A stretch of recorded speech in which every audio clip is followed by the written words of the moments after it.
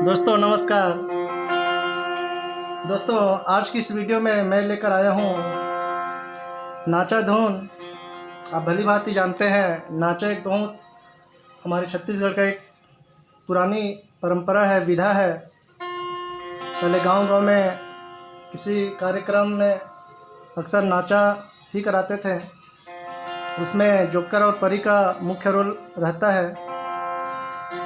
तो आज इसी धुन को बजाने की कोशिश करूँगा। जो जोकर लोग निकलते हैं उसमें कैसे धुन बजता है और जो परी निकलता है उसमें कैसे धुन बजता है, उसी को कोशिश करूँगा।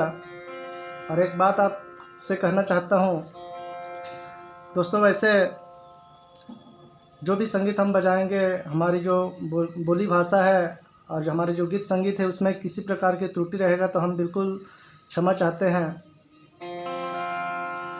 चलिए स्टार्ट करते हैं। सबसे पहले जो जोकर निकलता है उसमें किस प्रकार का धुन बजता है देखते हैं।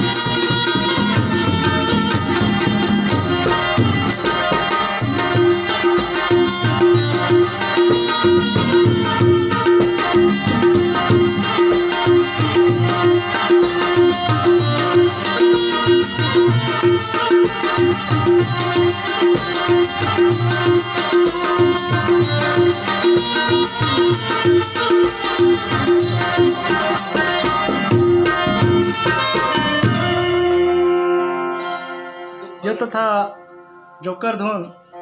अब परी धुन देखते हैं, कोशिश करते हैं उसको बजाने का।